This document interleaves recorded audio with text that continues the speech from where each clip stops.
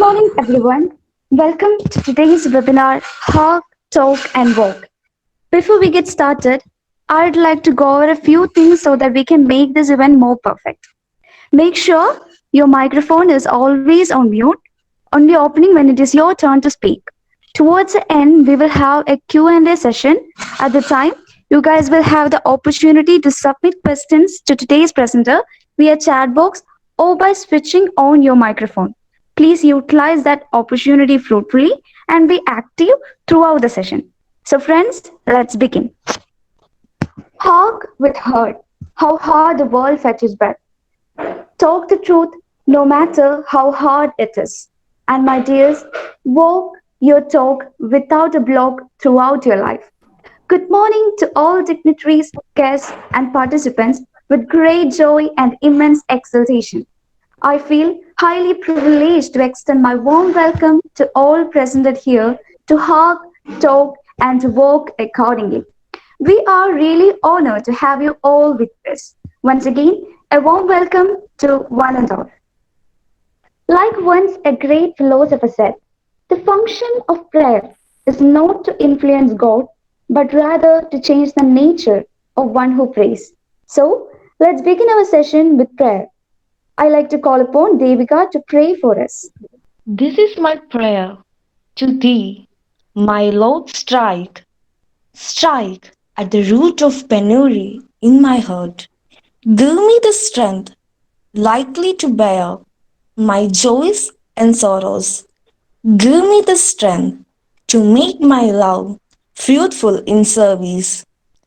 Give me the strength never to disown the poor or bend my knees before insolent might. Give me the strength to raise my mind high above daily trifles, and give me the strength to surrender my strength to thy will with love.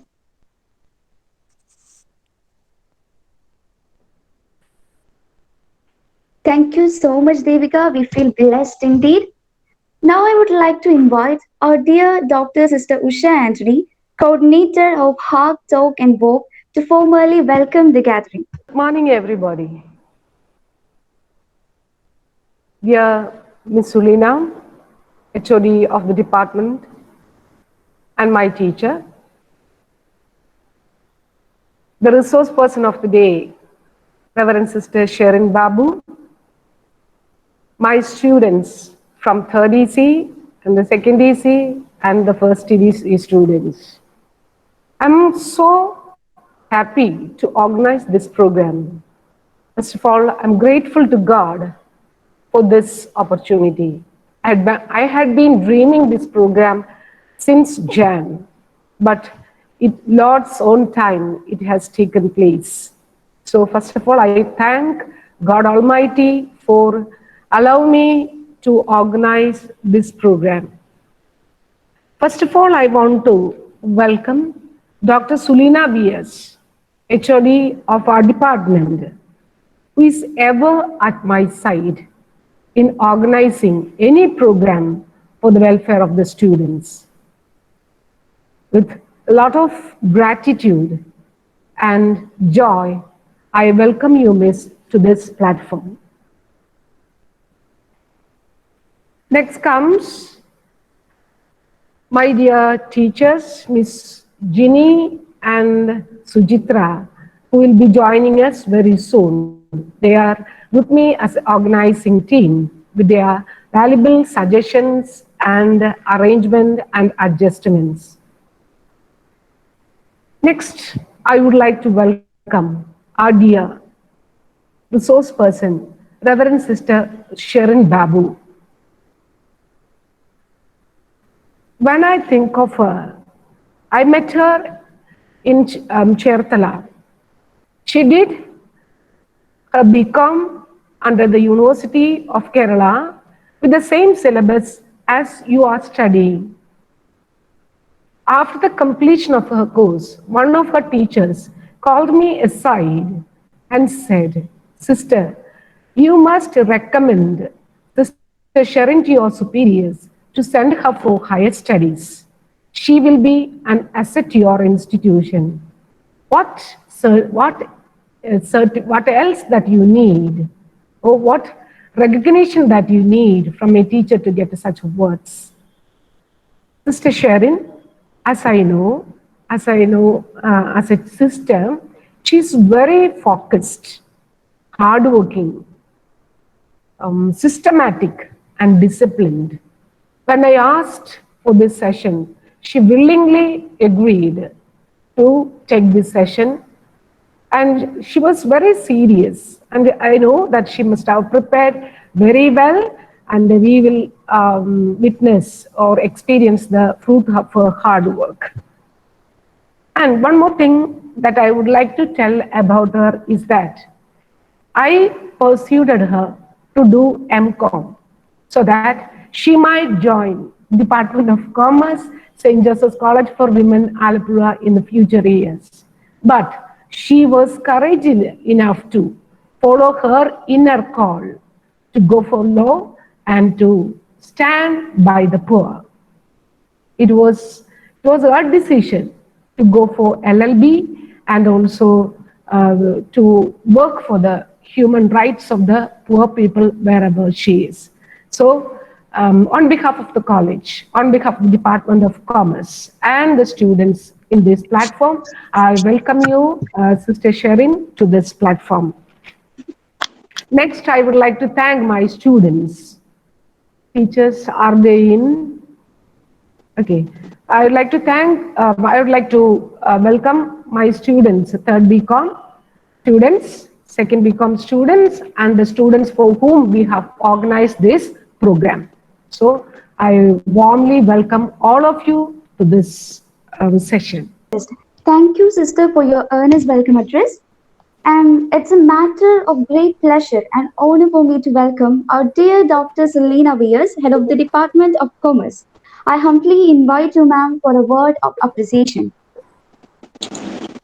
Thank you, Agna. The most respected resource person of the day, Reverend Sister Sherin Babu, and my respected colleague, Dr. Sister Usha, who is the coordinator of this program, and my fellow teachers, Miss Ginny and Miss Sujitra, and my dear students.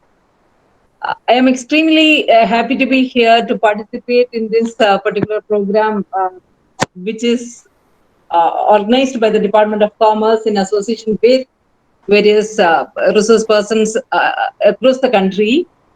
The first day, I do believe that it is the greatest topic which we, as a citizen, as a woman, as a teacher, and as a student community, we have to familiar with the Constitution and human rights.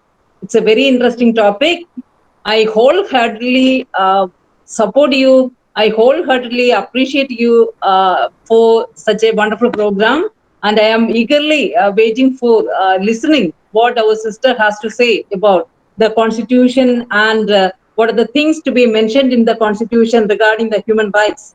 From the sister's point of view, we can understand. I wholeheartedly congratulate you, sister, and wholeheartedly welcome you, sister, for this program. Thank you so much. Thank you so much, Selena, ma'am, for your pleasant words. Now we are moving on to the session. Human rights means the rights related to life, liberty, equality, and dignity of individual guaranteed by the Constitution of India. So, being a citizen of India, it's our responsibility to know about our Constitution and our rights. For that, here we have Reverend Sister Sherin Babu, FDCC, second year LLB student, St. Joseph College of Law affiliated to Karnataka State Law University, Bangalore. I feel highly privileged to extend my warm welcome to you, sister, and I humbly invite you to begin the session. I just want to thank Sister Usha and Dr. Sulina and Agna for giving me a warm welcome to this session. I have taken classes and sessions in my college for the law students, but this is my first opportunity to speak about the Constitution and the human rights to the people out of my syllabus or my discipline. So we'll start with the Constitution and human rights, and mostly I'll be speaking about the fundamental rights and the human rights. You will understand there is a thin line of difference between the fundamental rights and the human rights. So as we move on, you will understand more about the fundamental rights guaranteed by the Constitution as well as the human rights declared by United Nations Organization. Now I'll give a short introduction about the Constitution.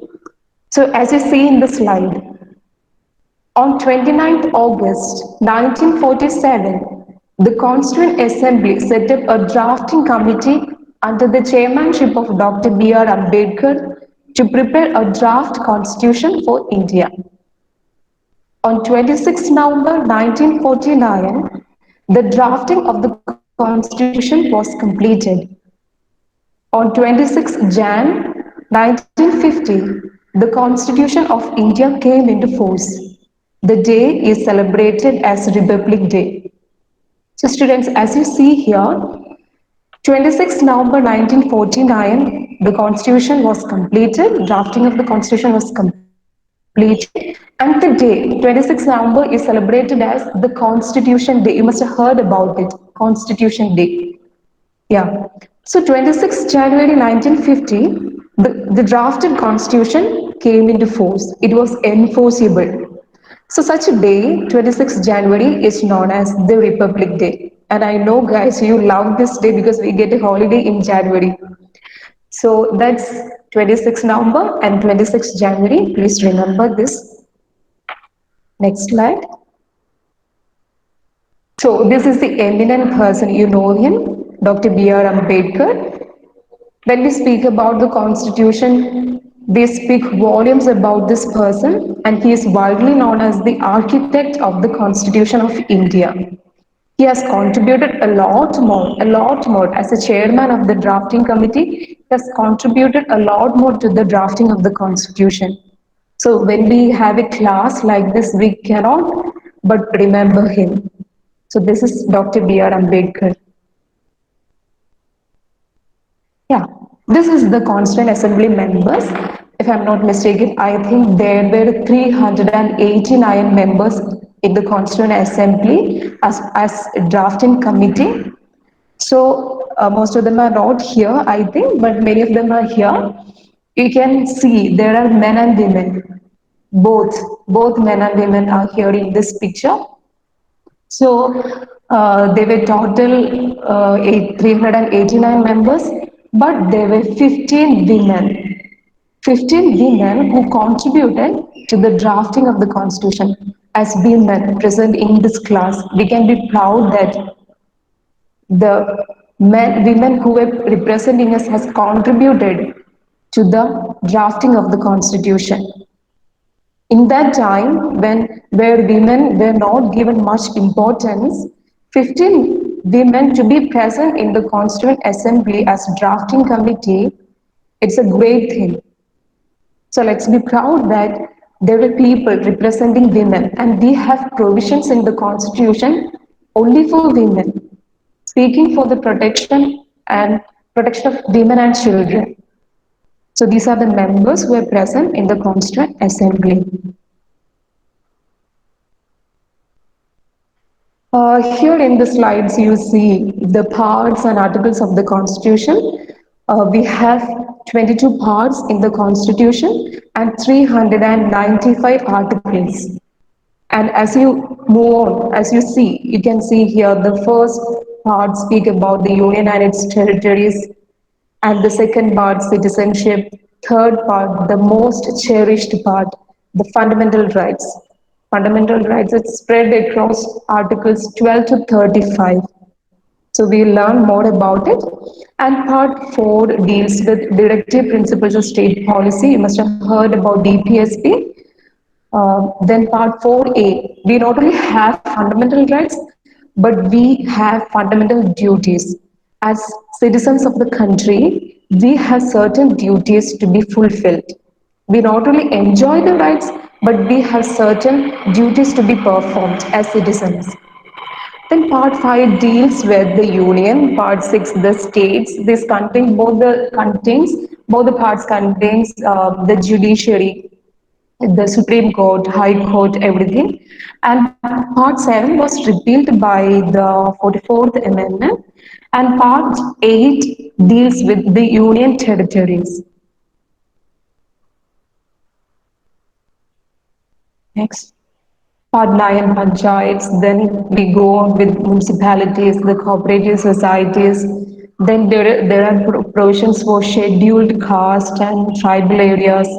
Then part 11 speak about the relation between the union and the states. Then we have finance, property, contracts and suits. Part 13 deals with trade and commerce. So being commerce student, you should remember this part. Your trade and commerce comes under this part 13 of the Constitution. Then part 14 deals with service under union and states, this UPSC and SPSCs. Then tribunals, elections, special provisions relating to certain classes like tribal areas, and there are also provisions for certain states like Nagaland, Assam. Then part 17 deals with languages. Then we move on with emergency provisions, miscellaneous, amendment of the constitution, temporary, transitional, and special provisions. Then at the end we have the short title and date of commencement of the constitution. So these are the in short these are the parts and articles in the constitution of India. I think you must have understood something. So we have 22 parts, 395 articles, and 12 schedules. So next we deal with the preamble. When you read this preamble, you will understand the richness of the Constitution in letter and spirit. But even when I joined the law school, I didn't know anything about the Constitution. But by and by, I started reading a lot more about the Constitution and about our country. Began reading history of our country, and it is very much interesting, guys.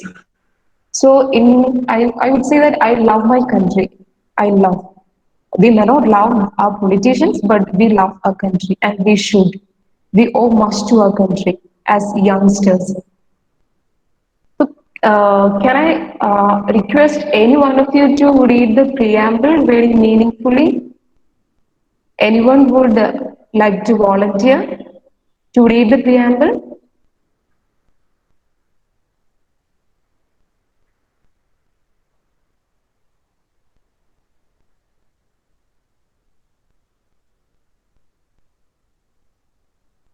Yes, go.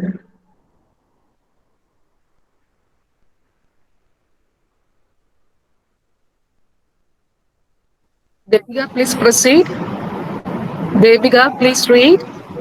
Okay, ma'am. We, the people of India, having solemnly resolved to constitute India into a sovereign, socialist, secular, democratic republic and to secure to all its citizens justice, social, economic, and political, liberty of thought, expression, belief, faith, and worship, equality of status and of opportunity, and to promote among them all fraternity, assuring the dignity of the individual and the unity and integrity of the nation. In our Constituent Assembly, this 26th day of November 1949, do hereby adopt, enact, and give to ourselves this Constitution. Yes, beautifully read. Thank you. So we understand that we the people of India, okay, we give to ourselves this constitution. It's not that some outside authority is imposing upon us certain laws, But we prepared the constitution and we give to ourselves. That's the beauty of Indian constitution. And you should remember that Indian constitution is the longest ever written constitution in the world. So you will understand how elaborative and comprehensive a constitution is. So here I would like to explain some of the terms like sovereign, socialist, secular, democratic, republic. What does it mean by all these words? Very beautifully depicted in the preamble. But we should understand the real meaning of the preamble. Preamble is just like an introduction to the Constitution, like a preface to the Constitution. So when we read the preamble, we really understand what the Constitution contains. So that's the beauty of the preamble. So here I would like to explain certain terms like sovereign. Sovereign emphasizes that India is no more dependent upon any outside authority. As I said, we are, yeah, India is a member of Commonwealth nations, but we are not under anybody's authority. We are now independent. We are not dependent on any outside authority. So that's the meaning of sovereign. And what does it mean by socialist? So ours is a mixed economy. As commerce students, you will know what is a mixed economy, wherein both private sector and the public sector coexist side by side. It's not that public sector takes upper hand and private sector is below. No, both public sector and private sector coexist side by side. That's what's meant by socialist. And what does it mean by secular? In India, all religions in our country, irrespective of the strength of the religion, have the same status and importance in the country. Whatever may be your religion, irrespective of the strength of religion, all the religions in the country are given same importance and same status. And the state will not work for the promotion or propagation of any religion. State has no right, and none of the citizens has the right. All the all the religions, irrespective of the strength of the religion, should be given same importance and same status.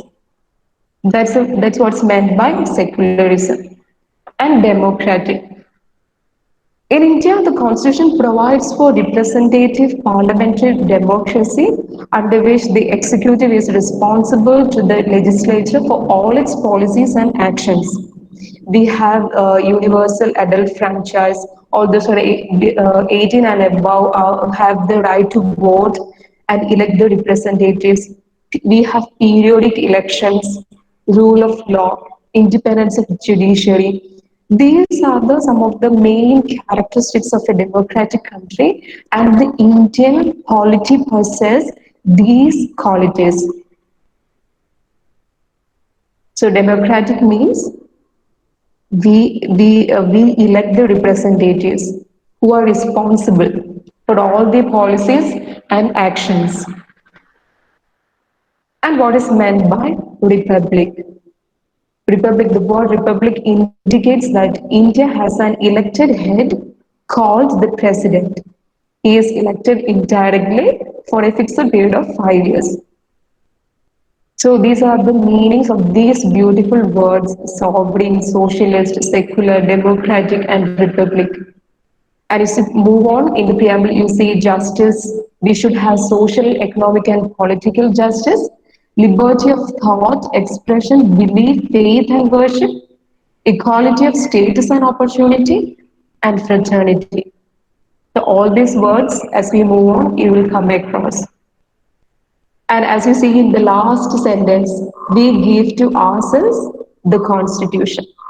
That's the most beautiful sentence. We give to ourselves. It's not that somebody else is imposing upon us, but we prepare and we give to ourselves.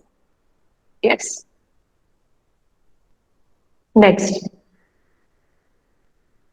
So this is you will see these pictures only in a class like this. That's why I have put some of the pictures. This is the Constitution English version text of the Constitution and how the preamble was written in the Constitution. Next.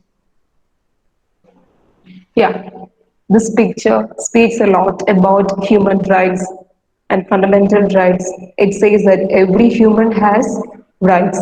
Yes, every one of us has rights, irrespective of our caste, color, religion, whatever it may be. We have rights and we have to claim. We have to claim our rights. Next.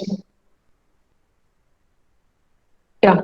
Now we'll do the fundamental rights. As you have seen in the earlier slides, part 3 of the Constitution of India enlists the fundamental rights. It is known as the Magna Carta of India. So Magna Carta was the first ever written document related to fundamental rights, and part 3 contains the list of fundamental rights of the citizens, and it is called as the Magna Carta of India. The Declaration of Fundamental Rights in the Indian Constitution is the most elaborative and comprehensive framed by any other state. As I said earlier, the Constitution, Indian Constitution is the longest written constitution in the world. So ours is the most elaborate and comprehensive fundamental rights. And fundamental rights are of paramount importance because they are regarded as the most essential for the attainment of intellectual, moral, and spiritual status of individuals. The Declaration of Fundamental Rights in the Indian Constitution serve as a reminder to the government in power that certain liberties assured to the people by the Constitution are to be respected. So you understand, it's not a gift of the government to the citizens. Fundamental rights are not at all a gift of the government to the citizens. These are guaranteed by the Constitution. It's our own. We have the power to claim our rights. So that's what you should remember, that you should claim when your rights are infringed, someone curbs your rights, you should claim for it. You have the right to claim. Yeah. Next. So as you see here, we have fundamental rights which are classified into 6 groups. Fundamental right, the articles 12 to 35 deal with the fundamental rights, but we have classified, the Constitution classifies these fundamental rights into 6 groups. The right to equality, the right to freedom, right against exploitation, right to freedom of religion, cultural and educational rights, right to constitutional remedies. So these are the most 6 fundamental rights. And under this comes various rights that we will deal with it, but these are the 6 fundamental rights. Yeah, this is a pictorial representation of the 6 fundamental rights.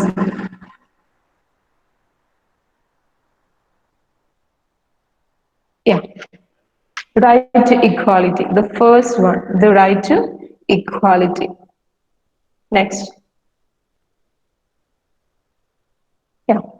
Article 14 of the Constitution says every citizen in the country should be given equality before law and equal protection of law.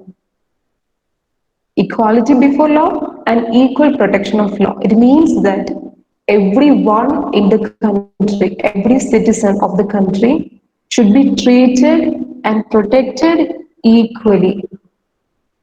Whoever you are, whatever position you hold in the country, you may be the prime minister of the country or the president of the country, whoever you are below the constitution, because constitution is the supreme law of the land and you are below the rule of law.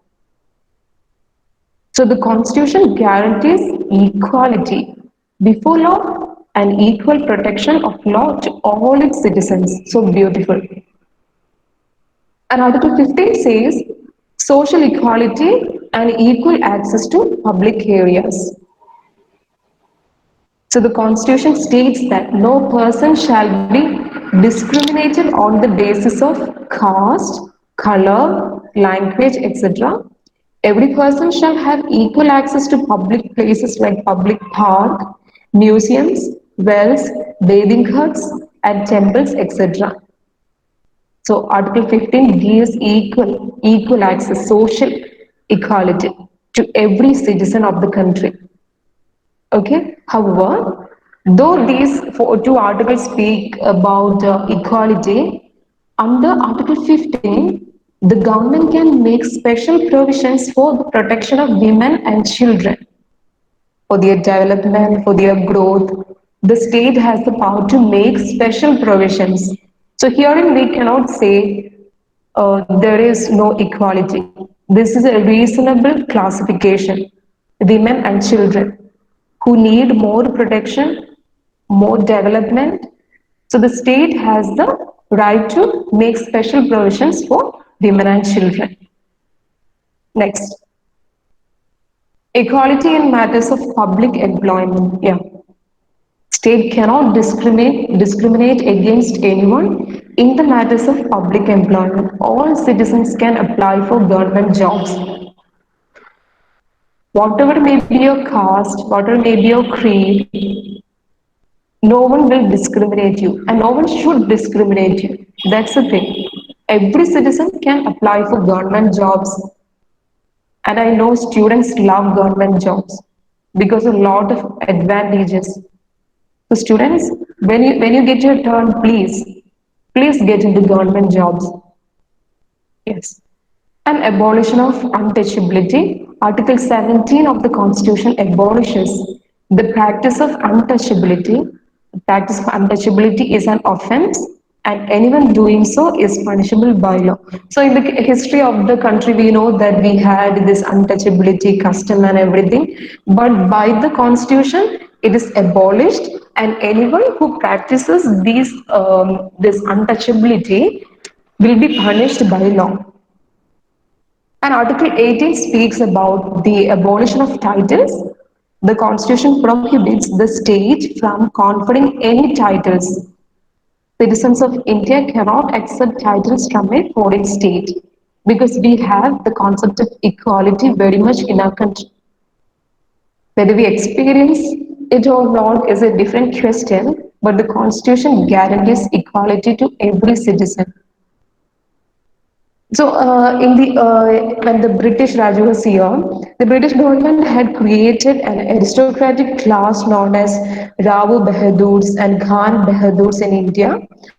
So, in a move to remove this arbitrary and unequal classification of aristocratic class, the Constitution prohibits the state from conferring any titles to any citizen.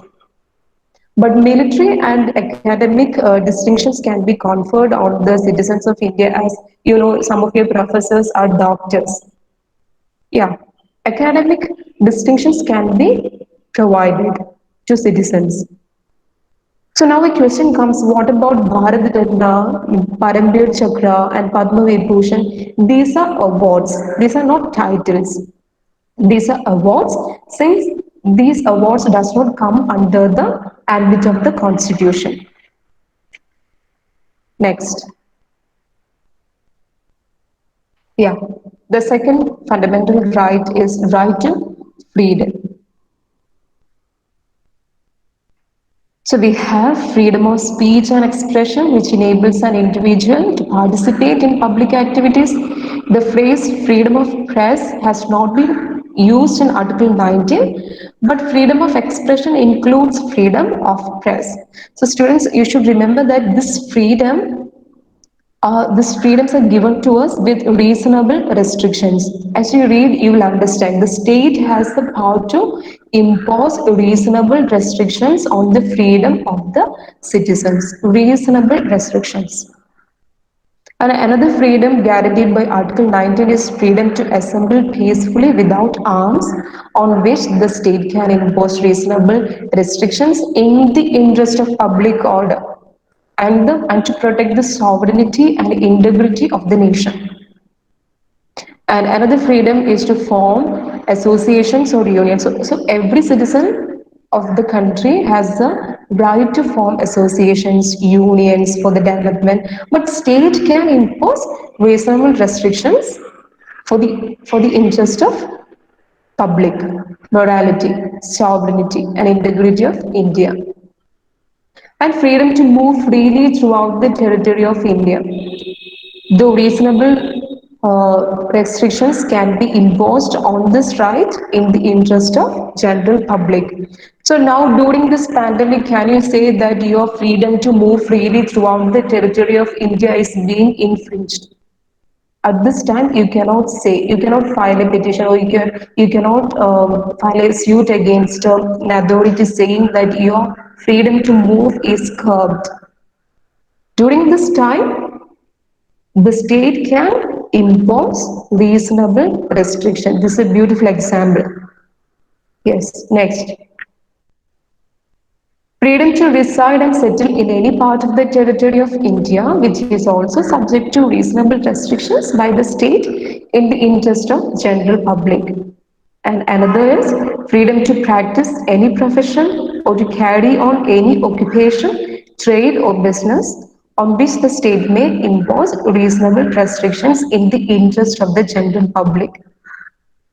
So this freedom to practice any profession or carry on any occupation, trade or commerce, business does not mean that we have the right to carry on illegal business or dangerous business, immoral business.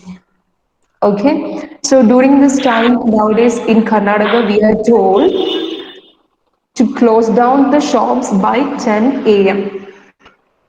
This is a reasonable restriction just because of the pandemic. You understand? So these are the freedoms guaranteed by Article 19. Next. Yeah, Article 20, which gives protection in respect of conviction of offences. So Article 20 gives the following safeguards to the person who is accused of crimes: exposed de facto law, double jeopardy, and prohibition against self-incrimination.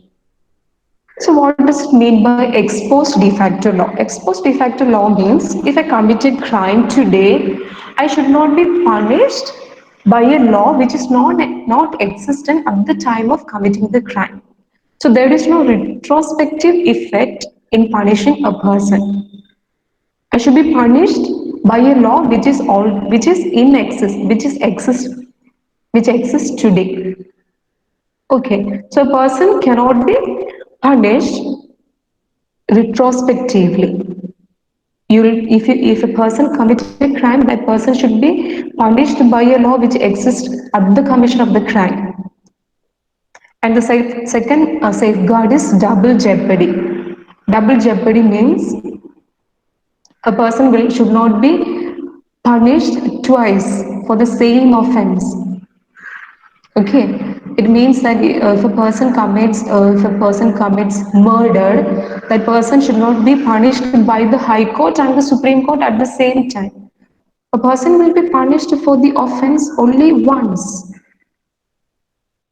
Yes, and prohibition against self-incrimination means that you commit a crime and the police officers, they do the investigation, and you as an accused person has the right to remain silent.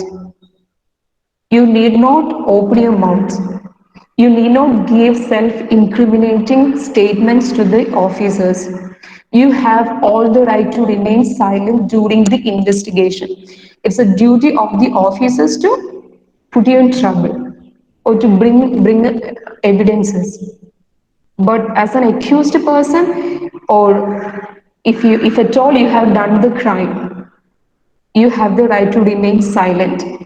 You need not speak. That is the beauty of Article 20. These are the three safeguards given by the Constitution under Article 20. And right to life and personal liberty. What does it mean by right to life and personal liberty? Article 21 says No citizen shall be denied of his life and liberty except by law.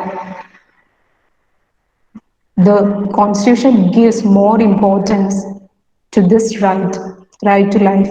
Especially, they speak volumes about it when a person is to be released on bail. They speak a lot about this personal liberty, life, and everything.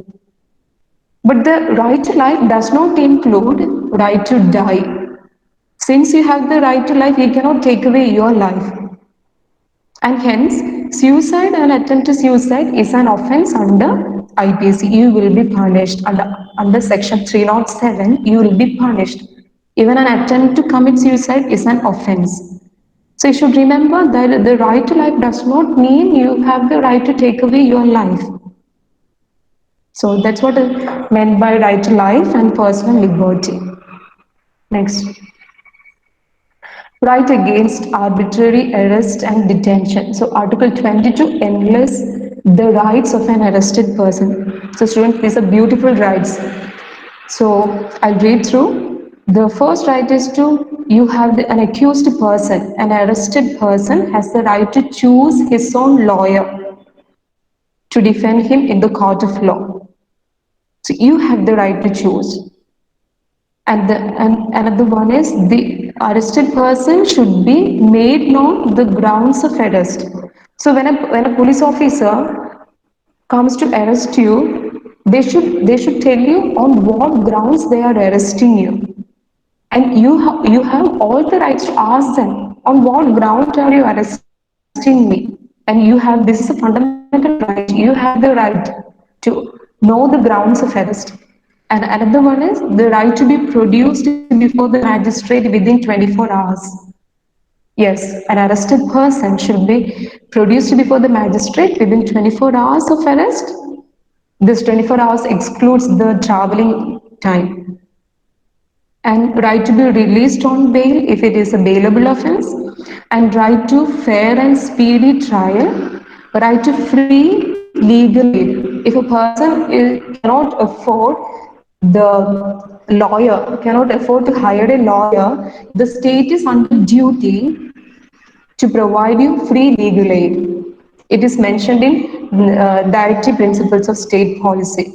Every person who cannot afford a lawyer, cannot have a legal aid, the state has to give you legal aid at its expense.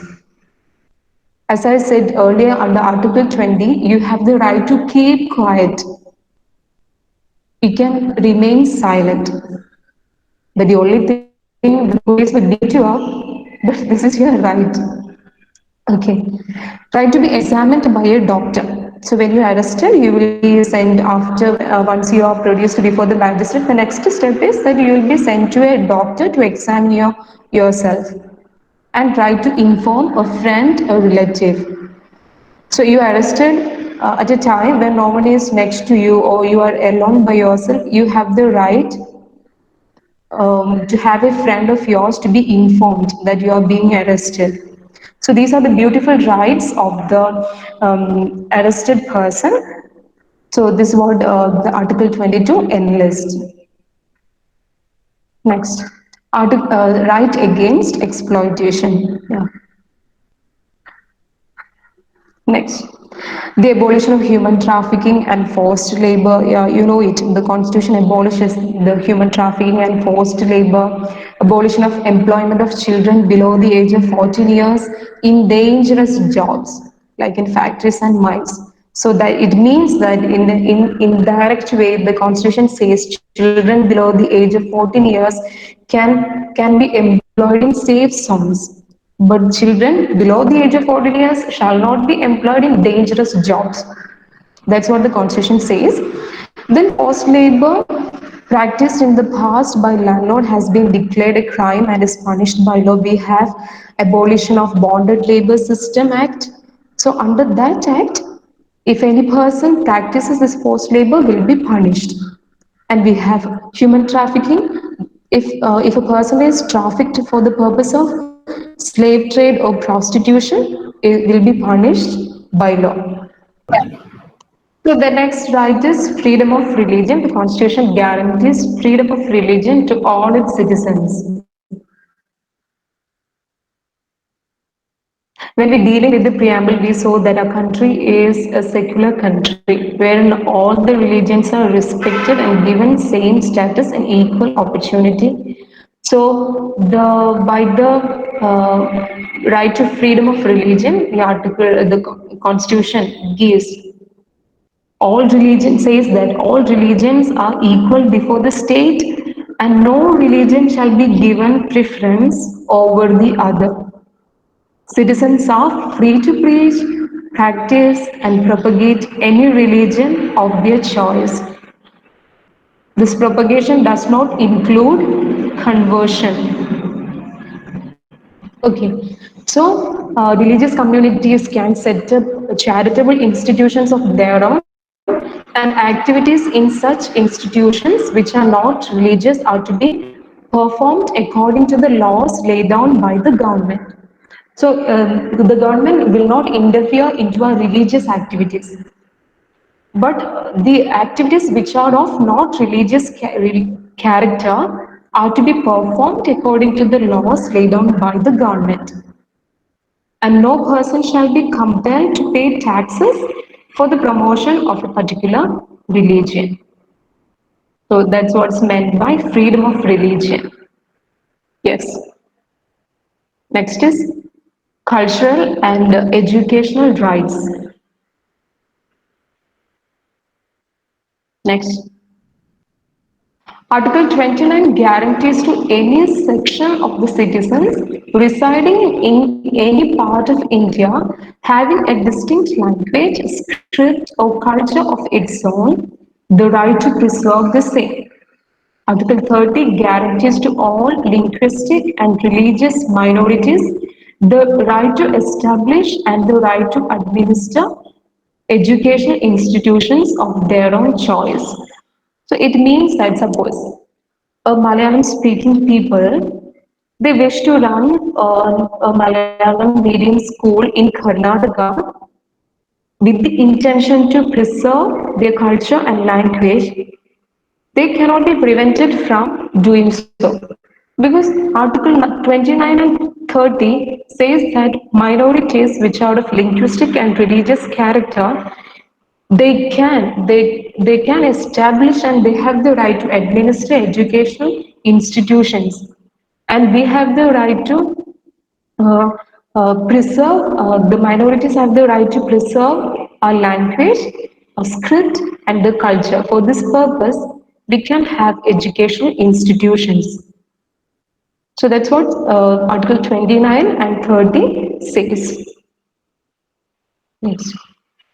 Right to constitutional remedies. So here we deal with, suppose your fundamental rights are infringed, what you can do, how you can deal with it. Yes. So here we should understand Article 12 says we cannot, if a private person infringes my fundamental right, I cannot say that will be only a civil right. The fundamental rights will be infringed by whom? By the persons, the state and its instrumentalities and not private bodies. We cannot move the court against private bodies. Okay, that will be civil right. So fundamental rights of infringed means we can move the court. The constitution guarantees remedies how we can move the court to regain our fundamental rights. So the procedure of asking the courts to preserve or safeguard the citizens' fundamental rights can be in various ways. The courts can issue various kinds of writs like habeas corpus, mandamus, prohibition, quo warranto, and certiorari. You must have heard about this, at least about the first one, habeas corpus. You must have heard about it. Very common writ. So what does it mean by habeas corpus? Habeas corpus literally means to bring the body. Yes, when a person is detained or arrested, the court orders the authority to set him free if there is no legal justification. So especially these rights, the writ of habeas corpus is issued when a person is illegally arrested or detained. And what does it mean by mandamus? It's an order issued by a public authority asking it to perform a public duty imposed upon it by the constitution or by any other law. Suppose I have a legal right and a public authority has a legal duty. And I demand for the implementation of my legal right and the public authority refuses to give my right.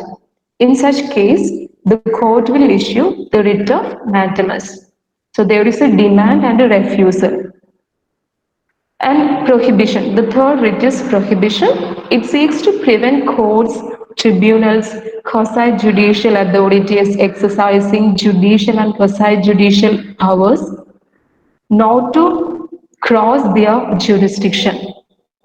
So this is when we learn prohibition, we are taught that prohibition prevention is better than cure. Yes. So the authorities, if they cross their limit, if they cross their jurisdiction, they'll be prevented from issuing any orders or directions by the writ of prohibition. And quo warranto, by issuing the writ, the person holding a public office is called upon to show to the court by what authority he holds the office. So when you are disturbed, genuine disturbance by a person's holding public office, you can question. You can question, and if there is genuine suspicion, the court will take into consideration, and the court will issue the writ of quo warranto. And the last and the final writ is certiorari. It's a if a judicial or quasi-judicial authority act in excess of jurisdiction and they issue certain orders and directions to be followed by the citizens, their decisions will be quashed by the superior courts. So if the inferior court or tribunal or quasi-judicial authorities issue any order against their power or the jurisdiction, such orders will be quashed by superior courts. So that's what meant by a certiorari. So these are the five writs. Five writs. We can say that these are constitutional remedies. So when your fundamental right is infringed, you can move the court through these writs. Okay, next. So we are done with the fundamental rights. Now we'll move on to human rights. So you may be thinking, what does it mean by this fundamental rights? And sisters speaking about fundamental rights and then again human rights. So are they not the same? Yes, you will understand whether their fundamental rights and human rights are the same or not. Next. On December 10, 1948, the General Assembly of the United Nations adopted and proclaimed the Universal Declaration of Human Rights. Okay, the Constitution of India was drafted almost at the same time when the UDHR was adopted. So here you must understand fundamental rights and human rights are not the same. So when the General Assembly of the United Nations, when they declared the human rights, same time, 1948, we were also in India, the drafting committee was drafting the constitution. So the committee was they were influenced, we could say, they were influenced by the declaration made by UNO about the human rights. So those who have studied, students who are present here, those who have studied the human rights in your EVS, you may remember now. After dealing with the fundamental rights, you will remember they are almost same. Fundamental rights and human rights.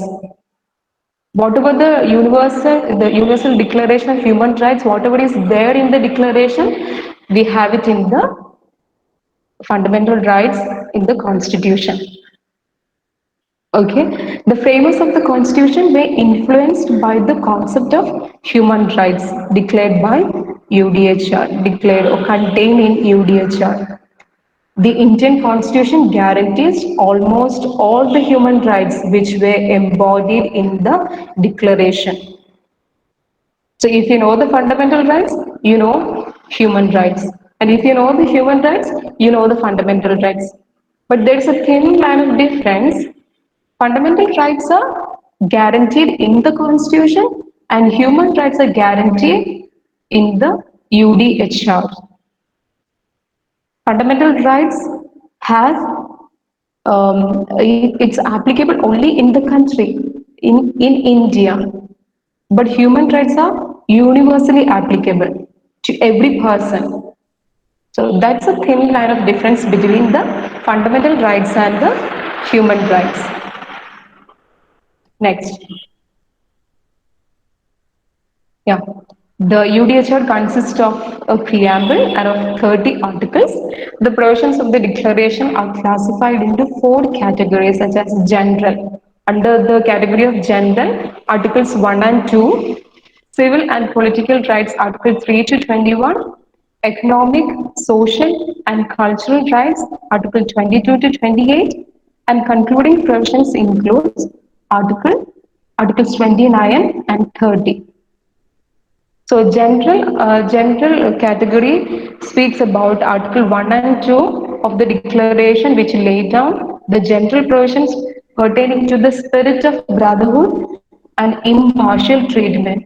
So we too have right impartial treatment under Article 14, equality before law and equal protection of law. And the next category is civil and political rights, Articles 3 to 21, which contains right to life, abolition of slavery, abolition of torture, right to recognition, equality before law, right to remedy, no arbitrary arrest, right to fair hearing, presumption of innocence, right to privacy, right to freedom of movement, right to what are the rights then? Right to nationality, right to marriage, right to own property, right to freedom of thought, conscience, and religion. So these are the rights which come under the second category of civil and political rights. And the third category is economic, social, and cultural rights like right to social security, right to work, right to rest and leisure. In India, the labor legislations have this right to rest and leisure. The workers should be given rest, time for rest, at least an hour of interval and right to a standard of living, right to education, right to participate in cultural life, right to social and international order. And the final category, concluding provisions, includes Article 29 and 30, which speaks about the limitation of UDHR and the interpretation. Next. So now we will learn little bit about the fundamental rights and human rights. As I said earlier, the rights which are fundamental to the life of the citizens of a country are known as fundamental rights. The rights that belong to all the human beings, irrespective of their nationality, race, caste, creed, gender, etc., are known as human rights. I hope you understand. So fundamental rights are applicable only to the citizens in the country, but human rights are universal application. Yes, next. So here I have put some key differences between fundamental rights and human rights. We'll just go through. Fundamental rights means the primary rights of the citizens which are written in the Constitution. So for our country, the Constitution of India, which gives fundamental rights, those rights are applicable and only the citizens of the country can claim those rights. Yes, and human rights are the basic rights that all the human beings can enjoy no matter where they live and what they do. So human rights have got universal application. And the fundamental rights are country specific. As I said, human rights are universal. Fundamental rights are guaranteed by the Constitution human rights are guaranteed by the UNO. So it was declared by UNO. And fundamental rights are enforceable by the court of law. Human rights are enforceable internationally or by UNO. So these are the key differences between fundamental rights and human rights. Actually, they are one and the same because we have all the human rights in our fundamental rights. And whatever fundamental rights we have dealt with, we read it in human rights because the Indian constitution or the drafting committee was influenced by the Declaration of Human Rights.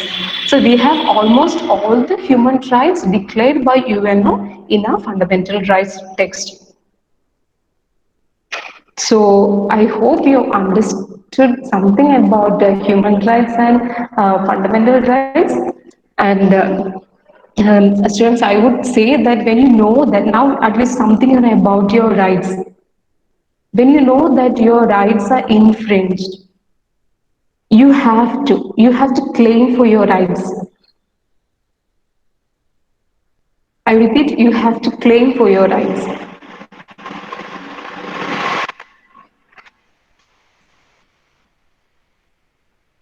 Next. So this is the Q&A section.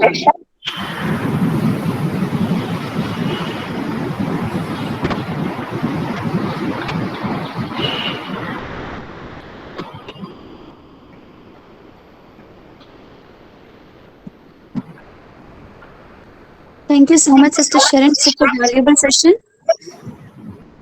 Now we will go ahead and take some time for your questions. Friends, the floor is totally open to you all now. Just a reminder, please be sure to type your questions either in the chat box or ask them directly by switching on your mic. So utilize this opportunity fruitfully. Clear all your doubts now.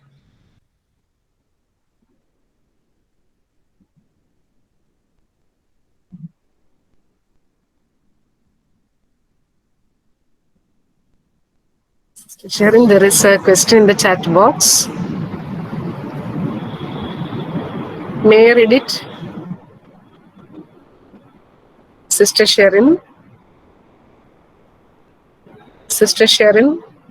Yes, sister. Yes, go on. Yeah, I saw the question. What do you mean by liberty? Can I ask the person to go on to the preamble? Preamble, the slide which speaks about Vedika the who is preamble. presenting, please take the slide. I think the second or third slide it Third was. slide. Yeah. Liberty. You're asking about liberty. Just go through the line in the preamble. Liberty of thought, expression, belief, faith, and worship. It does not mean that whatever you feel like saying, you're saying it. No. Here comes, here also we can speak about the freedom of expression and press. So you have the right to speak.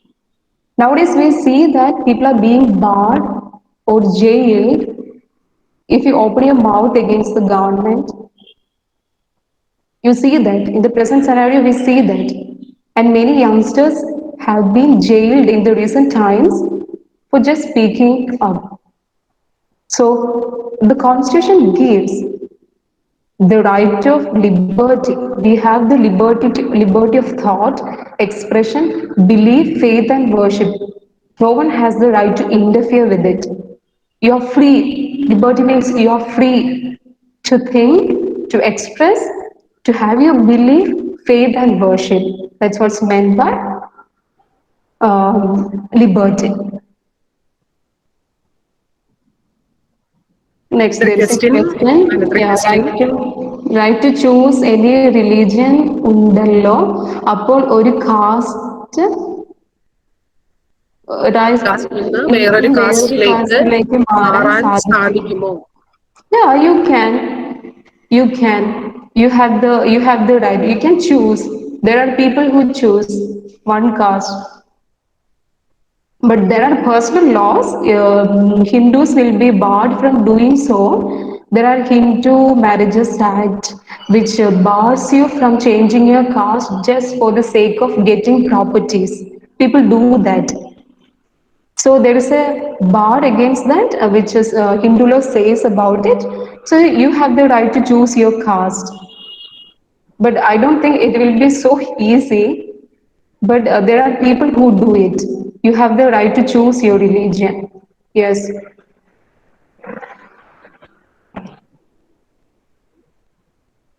Any more question? I think Sister Princess had this raised up. Sister, can I take your question?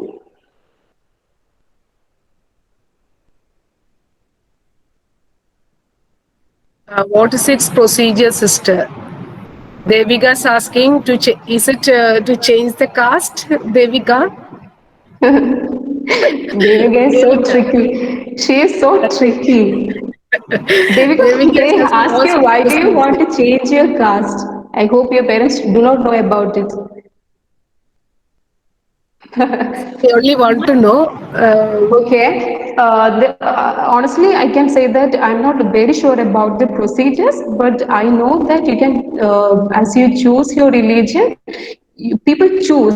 It's not that you have the right to choose your caste. You're born in a caste, so it's not the right to choose your caste, but people opt a different caste. So actually, I'm not very sure about the procedure. Sorry, Devika. Sorry. Devika, we can get it from her later also. Yeah, yeah, I did later. There are many shortcuts to change the caste. Yeah, yeah, people do it, sister. That's what people do it. So Devika can maybe she can try any of that. We will deal it later, okay? Good. Yeah. Any more questions? Sister Princess hand, I didn't see by Her mistake. hand is raised, and Hand maybe Yeah, is I think raised. it's sisters, Yes. by mistake. shall I come in? Yes, sister. Yes, sister. Please, please. I just want to just make it a little clarify it. What Sister Sharon said that the caste can be changed. There are possibilities, and the people are making the process to do it.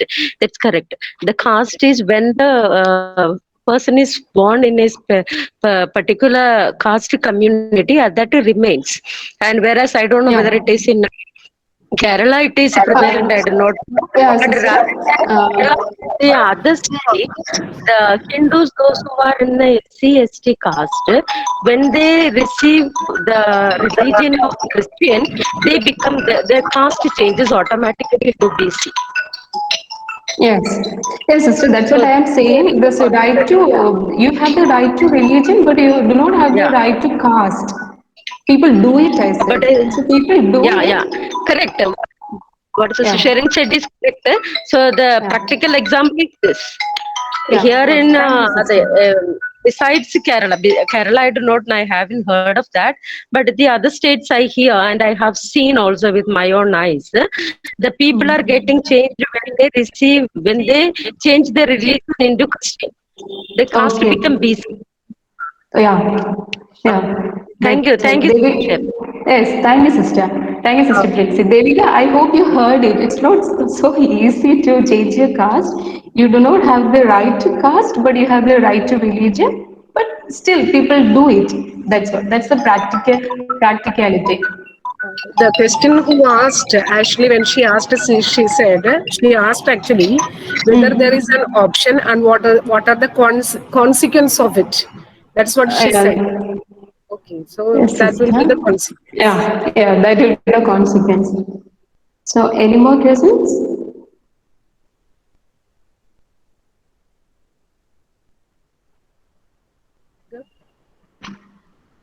Atna, shall we proceed? Yes, ma'am. Ma'am, may I ask something? Okay.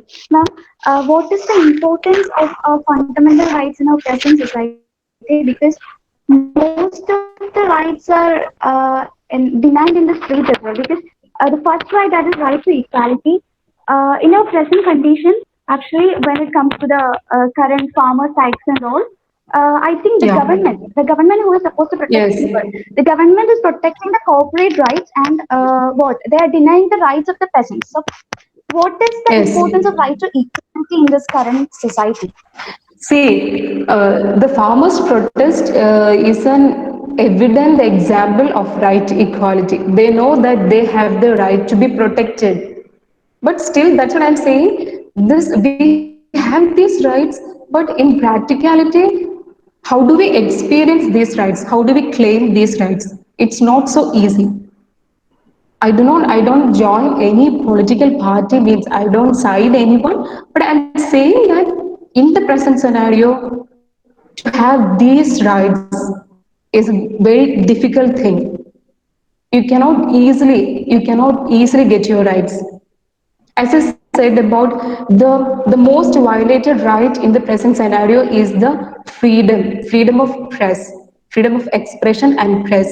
If you're reading the if you're a regular reader going through news, you will know that how many youngsters were jailed just because they spoke. They expressed their opinion about the government. They expressed their opinion about the farmers' rights. One of my classmates' friend, who is just 21-year-old. I don't know whether you have heard about her, Disha Reddy. She was recently jailed just because she helped the farmers to protest, and we have the right to protest actually.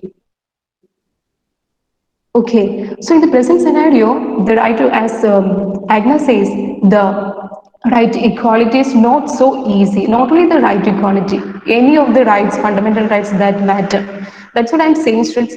Then you know that you should have the courage. We do not have the courage, that's the thing. We do not speak up. We should have the courage to speak up and claim our rights. Yes.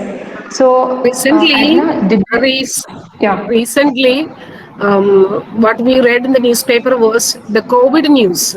It's fast Yes, spreading, so that people were angry against the government, with the etc., state government government. and also central government. Such news Yes, were removed from the site itself that have been yeah, reported by BBC and also yeah. foreign So, reported. So there is a curb on media. What to speak, yes, what not to speak, it is decided by one group.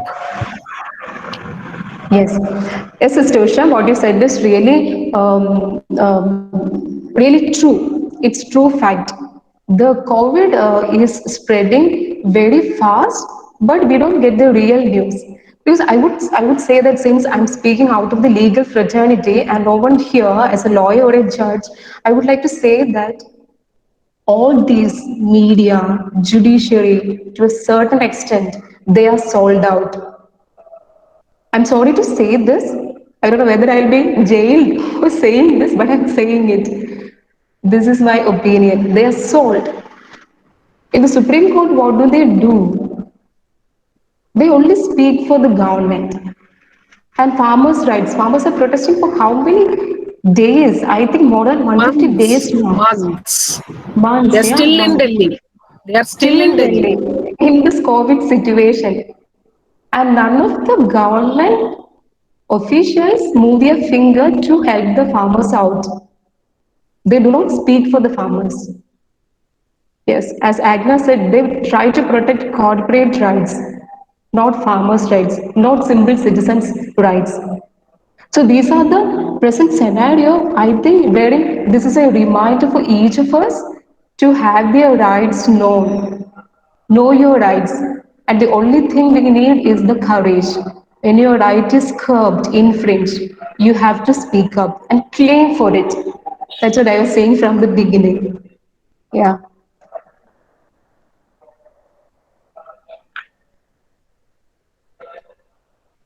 Okay. Anything Any more more? to Yes, Agna has raised how many fundamental rights do we have? Actually, we have fundamental rights are categorized. I think, who is this? Frigimol Francis is asking, how many fundamental rights do we have? Who was that one? Devika, can I ask you to take that slide? Fundamental rights, 6 fundamental rights. I'll just make it clear.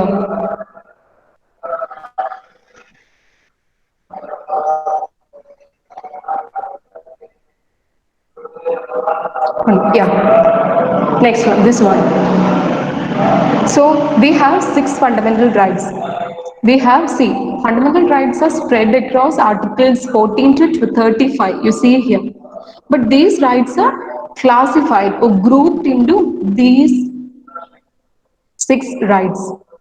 And I have spoke about equality, I spoke about the equal protection, social equality, everything. And we have the freedom of religion. You have the freedom to choose who is that Devika is present here.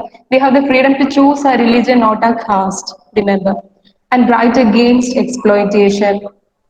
Okay, that I spoke about the human trafficking, forced labor, children below 14 cannot be employed in dangerous jobs, and right to freedom of religion, cultural and educational rights. We have minorities have the right to protect their culture, their language, their script, and right to constitutional remedies by which you move the court when your right is infringed.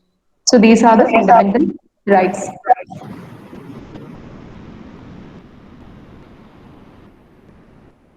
Yes. Okay. It looks like we have covered all our questions. Sister Sharon, is there anything else you wanted to cover before the end? No, I'm done. I'm done.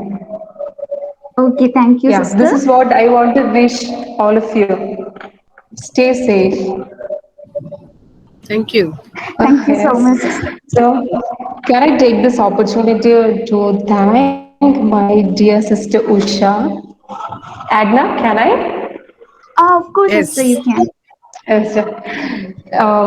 I just want to thank Sister Usha. Sister Usha is not only a sister for me, she has, as she said in the beginning, she has helped me a lot. She used to pester me saying, take and come, take and come. After we go, take. Whenever she sees me, she used to say, and come to St. Joseph. We will teach together, all that. But my interest was, though I am so much, actually, I love doing accounts. I love. And I did my BCom in your neighboring college, St. Michael's, Cherdala. So I love doing accounts, but my interest was little different from my liking. So I have chosen law, and still, Sister Usha used to support me. I was so happy that she asked me to do a class like this. Sister Usha, I'm deeply grateful to you for giving me this golden opportunity. I mean it when I say this. And I was just relaxing myself after my semester exams. I had 2 semesters at a stretch. So I was just relaxing. Then comes Sister Usha's phone call, and she reminded me that I have asked you this thing, please prepare. I said, yes, sister, I'll do it. So, Sister Usha, I'm really grateful to you for helping me to grow this way. You're more than a sister to me. And also, I want to thank Dr. Sulena for agreeing with the Sister Usha to take a student like me to do the presentation on Constitution and human rights, and rest of the teaching staff in the Commerce Department, and all the students here for patiently listening to me and for interacting with me and for all your questions. Thanks a lot. So, everyone, please stay safe. Thank you. So thank you so much. Thank you, Thank you, Sharon. sister. Thank you. Please wait for a minute. Wait for a minute, please. Thank you so Agna? much, Sister Sharon. Ah, So okay. our session is almost at an end, and now it's time for a feedback. Like once Bill Gates said, we all need people who will give us feedback, and that's how we improve. So, my dear and dear friends, feel free to come up with your feedbacks. Am I audible? Yes, Yes, yes. Gargi, yes. Okay. Good morning, sister. First of all, I want to thank you for taking a wonderful session for us. One of the most informative seminars I have ever attended.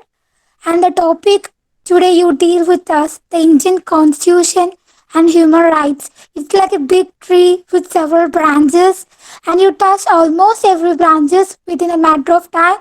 and you mainly focus on human fundamental rights and human rights, and it was very clear and understandable. You kept the seminar lively. The way you explain things are very engaging and are very understandable. And now you give us an excellent overview of our constitution and the rights that our constitution offers. And thank you, sister, for sharing your information and ideas with us, and thanks for clearing our doubts. Thank you, sister. First of all, I would like to say thanks to Sister Sharon for spending your precious time with us. This section has been so worthwhile and amazing. She has an amazing way of breaking things down so that they are really understandable and encouraging. We get more knowledge about Constitution and human rights. Thank you so much, Sister Sharon, for this effective section. Thank you, Alina. Thank you, Sister. Thank you so much, Alina and Gaki. Thank you so much, everyone. Now I invite Devika R to propose a vote of thanks. COVID-19 can be considered as a disaster. During this pandemic period, we are trying to find a new normalcy. Let me move on to my responsibility of proposing vote of thanks. Today, it gives me an immense pleasure to deliver the vote of thanks for this webinar to all dignitaries here. I would like to thank Dr. Selena Diaz, our HOD, Department of Commerce, for your valuable time and guidance to organize and coordinate this webinar behind the scenes. Thank you, ma'am, for your presence and word of appreciation. We are extremely happy to have you here, ma'am. Thank you, ma'am, for your encouraging presence during this program. Next, my gratitude goes to Dr. Rita Leta Dipoto for your valuable presence to coordinate this webinar. It is a real blessing to have you in this beautiful occasion.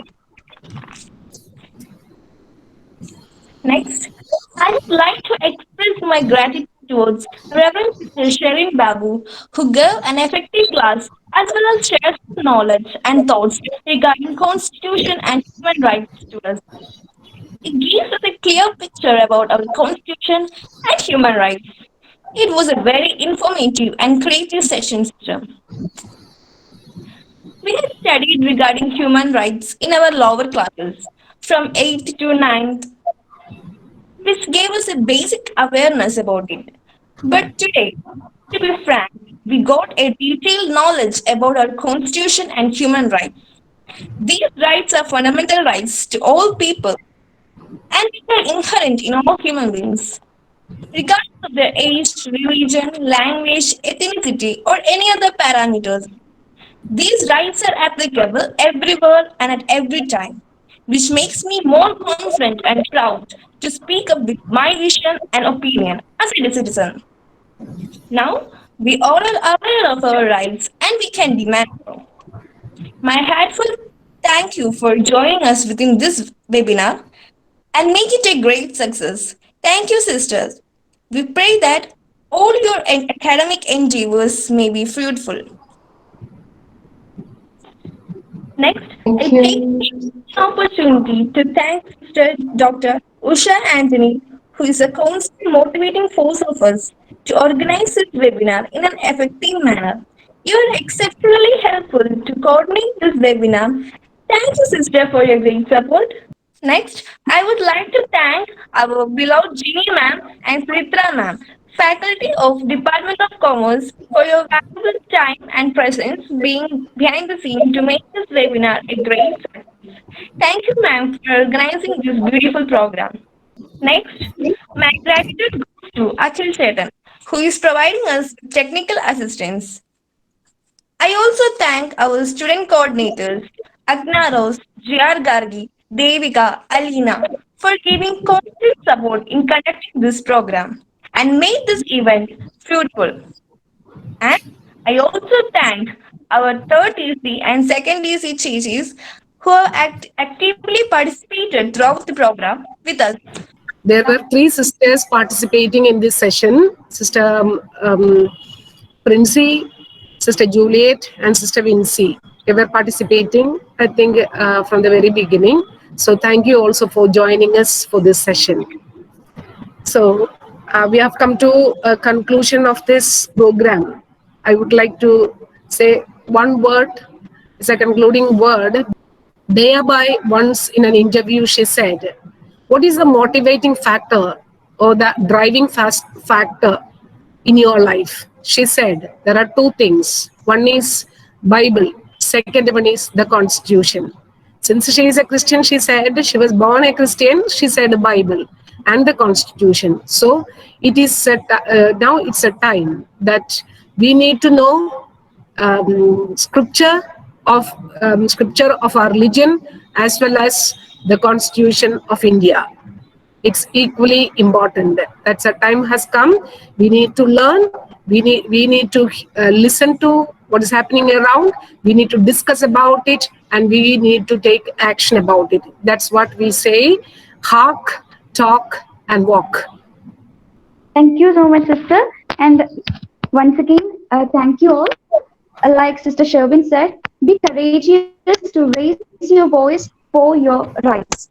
And we appreciate you all for being here. Thanks again for joining us today and have a great rest of your day.